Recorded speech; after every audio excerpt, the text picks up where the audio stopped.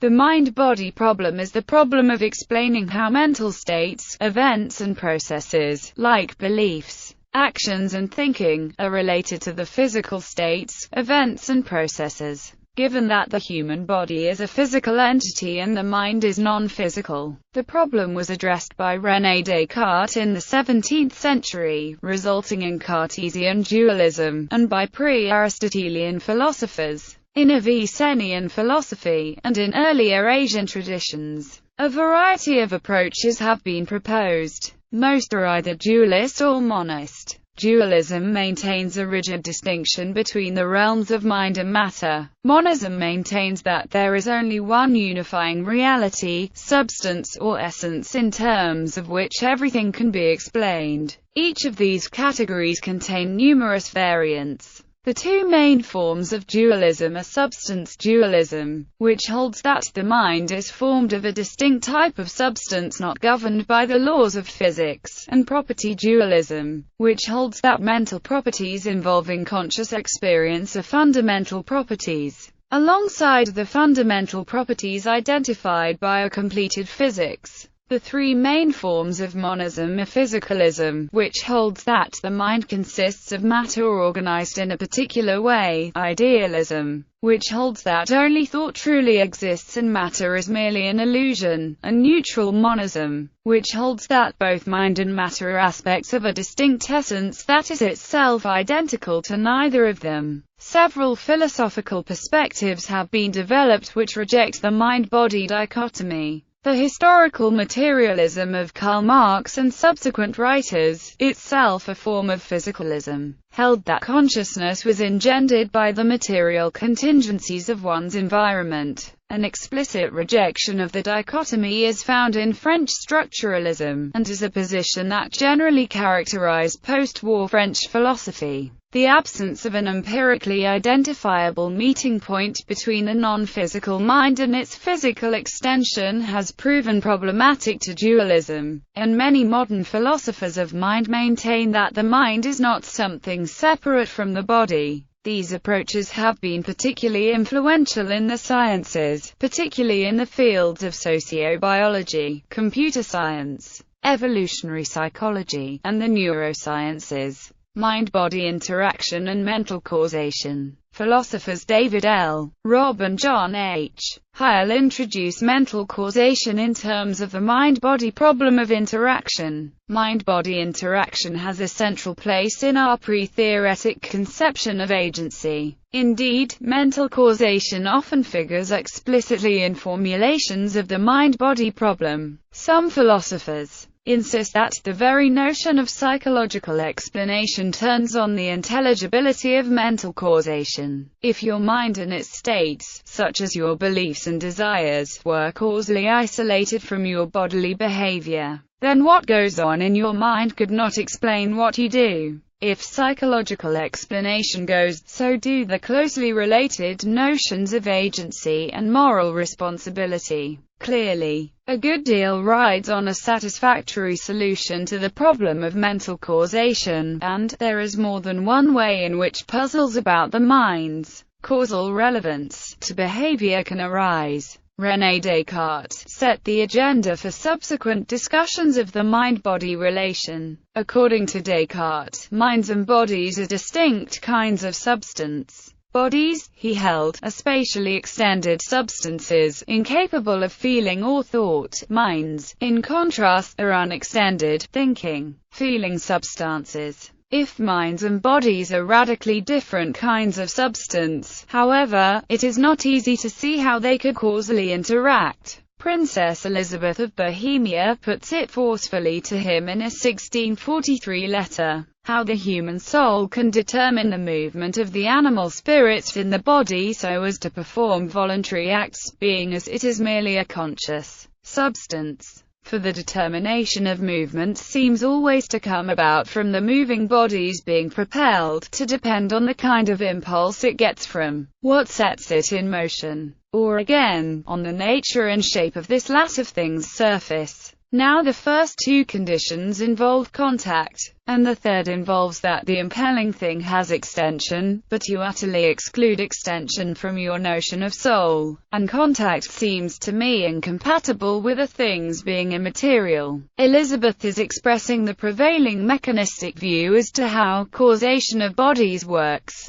Causal relations countenanced by contemporary physics can take several forms, not all of which are of the push-pull variety. David Robin John Heil, Mental Causation, in the Stanford Encyclopedia of Philosophy. Contemporary neurophilosopher Georg Northoff suggests that mental causation is compatible with classical formal and final causality. Biologist, theoretical neuroscientist and philosopher, Walter J. Freeman, suggests that explaining mind-body interaction in terms of circular causation is more relevant than linear causation. In neuroscience, much has been learned about correlations between brain activity and subjective conscious experiences. Many suggest that neuroscience will ultimately explain consciousness. Consciousness is a biological process that will eventually be explained in terms of molecular signaling pathways used by interacting populations of nerve cells. However, this view has been criticized because consciousness has yet to be shown to be a process, and the hard problem of relating consciousness directly to brain activity remains elusive.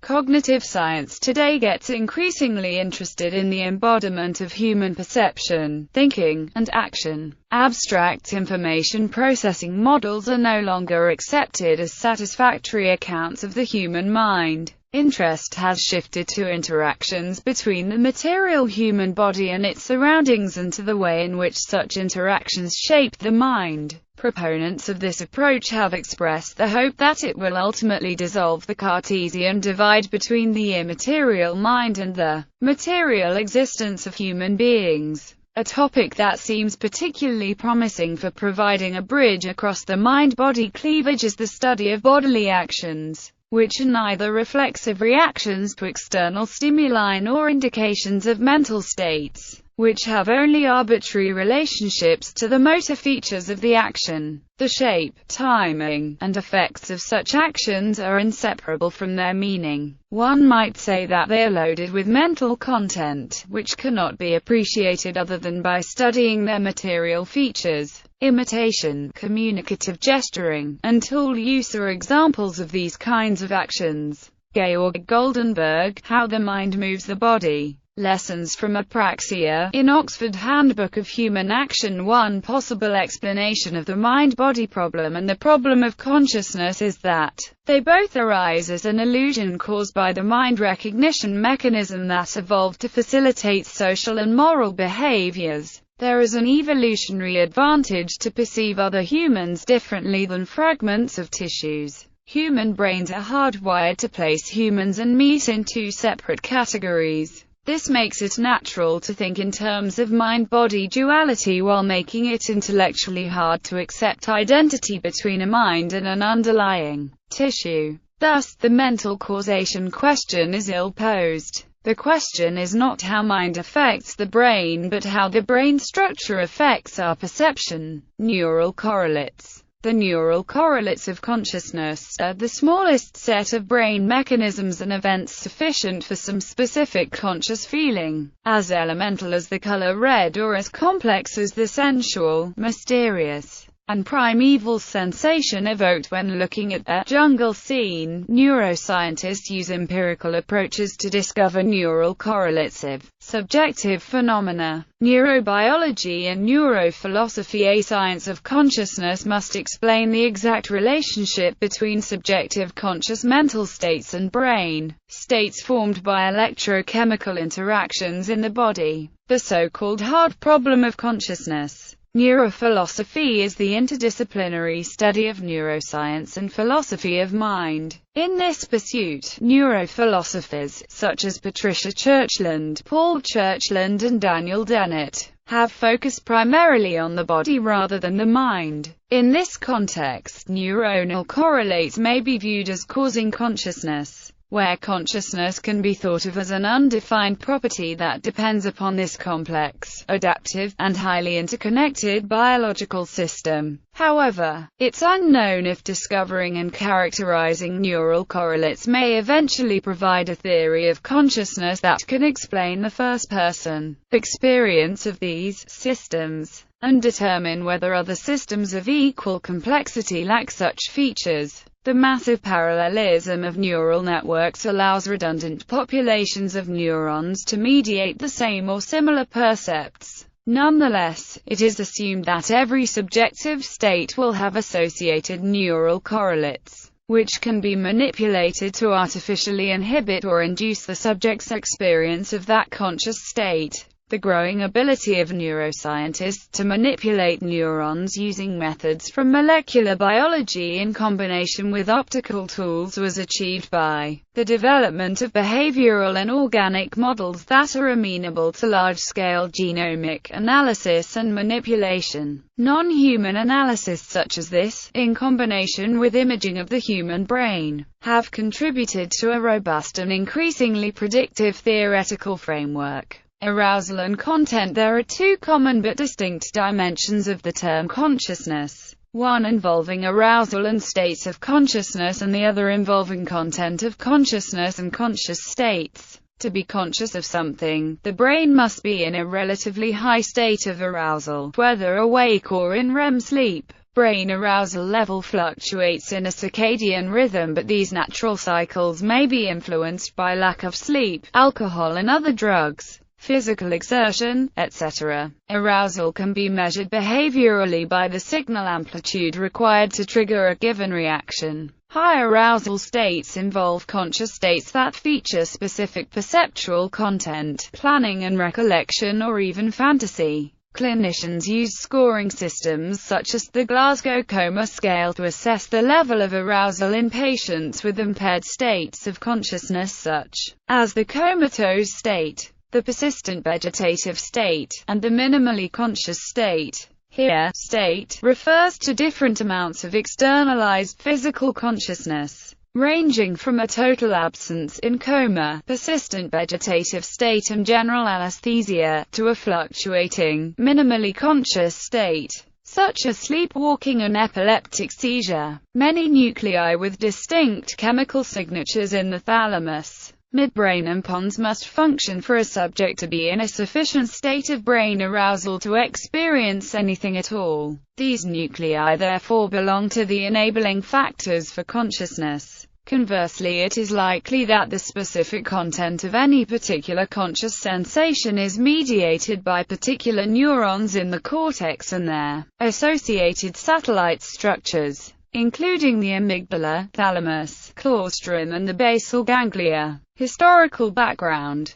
The following is a very brief account of some contributions to the mind-body problem. The Buddha, founder of Buddhism, did not make a distinction between the mind and the body and taught that the world consists of mind and matter which work together, interdependently. His original doctrine, dependent origination, emphasizes that all phenomenal things, whether mental or physical, depend upon impermanent conditions which are in a constant state of flux. The Buddha rejected both the materialistic view and the idealistic view, which he defined as views of ignorance. According to the Buddha, reality itself is only what it is, and all ideas about the nature of reality are wrong, since an idea is only an attributum, or another conditionally arisen, dependent aspect of totality. Ultimately, the Buddha's philosophy is that both mind and forms are conditionally arising qualities of an ever-changing universe in which, when nirvana is attained, all phenomenal experience ceases to exist. Eyes and forms, ears and sounds, nose and odors, tongue and tastes, body and sensations, mind and mental phenomena. This is called the All. If one claims to know another All, that will be an empty boast on his part. The All, Sabbasutta, Samyutta Nikaya. According to the Anatta doctrine of the Buddha, the conceptual self is a mere mental construct of an individual entity and is basically an impermanent illusion, sustained by form, sensation, perception, thought and consciousness. The Buddha argued that mentally clinging to any views will result in delusion and stress, since, according to the Buddha, a real self cannot be found when the mind has clarity. Plato argued that, as the body is from the material world, the soul is from the world of ideas and is thus immortal. He believed the soul was temporarily united with the body and would only be separated at death, when it would return to the world of forms.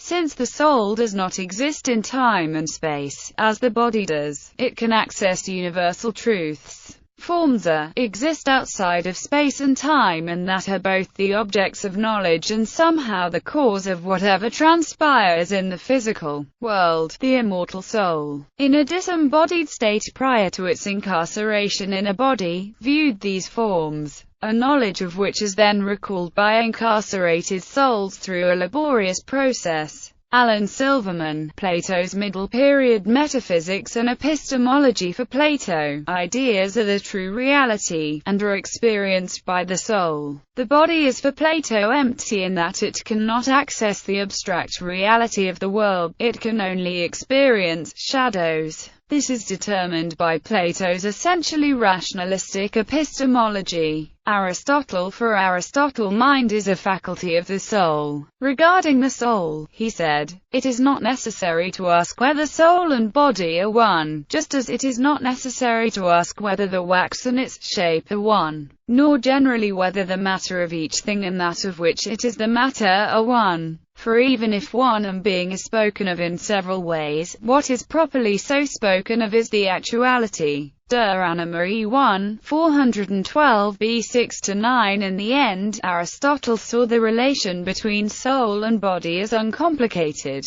in the same way that it is uncomplicated that a cubical shape is a property of a toy building block. The soul is a property exhibited by the body, one among many. Moreover, Aristotle proposed that when the body perishes, so does the soul, just as the shape of a building block disappears with destruction of the block. René Descartes believed that mind exerted control over the brain via the pineal gland. My view is that this gland is the principal seat of the soul, and the place in which all our thoughts are formed. René Descartes, Treatise of Man. The mechanism of our body is so constructed that simply by this gland being moved in any way by the soul or by any other cause, it drives the surrounding spirits towards the pores of the brain, which direct them through the nerves to the muscles, and in this way the gland makes the spirits move the limbs. René Descartes' Passions of the Soul. His posited relation between mind and body is called Cartesian dualism or substance dualism. He held that mind was distinct from matter, but could influence matter. How such an interaction could be exerted remains a contentious issue.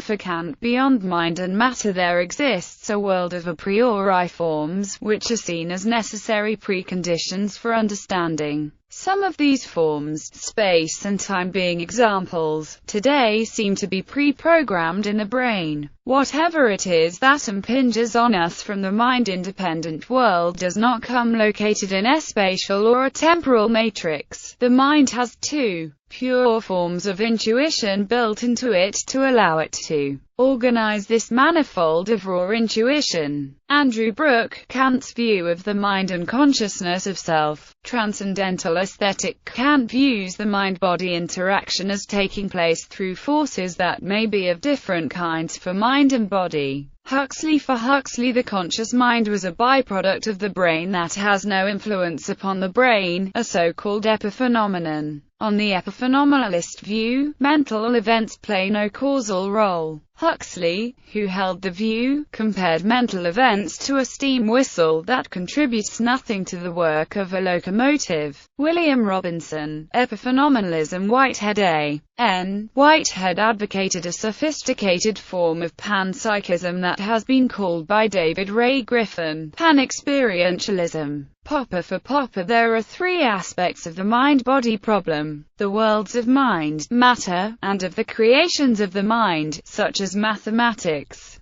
In his view, the third world creations of the mind could be interpreted by the second world mind and used to affect the first world of matter. An example might be radio. An example of the interpretation of the third world by the second world mind to suggest modifications of the external first world. The body-mind problem is the question of whether and how our thought processes in World 2 are bound up with brain events in World 1. I would argue that the first and oldest of these attempted solutions is the only one that deserves to be taken seriously, namely, World 2 and World 1 interact, so that when someone reads a book or listens to a lecture, brain events occur that act upon the World 2 of the reader's or listener's thoughts, and conversely, when a mathematician follows a proof, his World 2 acts upon his brain and thus upon World 1. This, then, is the thesis of body-mind interaction. Karl Popper, Notes of a Realist on the Body-Mind Problem. For Searle, the mind-body problem is a false dichotomy, that is, mind is a perfectly ordinary aspect of the brain. In some sense this is also the point of view of Aristotle, outlined above. According to Searle, then, there is no more a mind-body problem than there is a macro-microeconomics problem. They are different levels of description of the same set of phenomena. But Searle is careful to maintain that the mental, the domain of qualitative experience and understanding, is autonomous and has no counterpart on the micro-level. Any redescription of these macroscopic features amounts to a kind of evisceration. Joshua Rust, John Searle, Bibliography. Turner, Brian S. Body and Society. Exploration in Social Theory, 1996. Kim, J. Mind-Body Problem. Oxford Companion to Philosophy. Ted Hondrick. Oxford, Oxford University Press. 1995. Jaegwon Kim. Essays in the Metaphysics of Mind. Oxford University Press. ISBN 0191625066. Fail, Herbert. The Mental and the Physical. Check. Chapter Earl=value. In Fail, Herbert. Scriven, Michael, Maxwell, Grover. Concepts, Theories, and the Mind-Body Problem. Minnesota Studies in the Philosophy of Science 2. Minneapolis. University of Minnesota Press. pp. 370 to 457.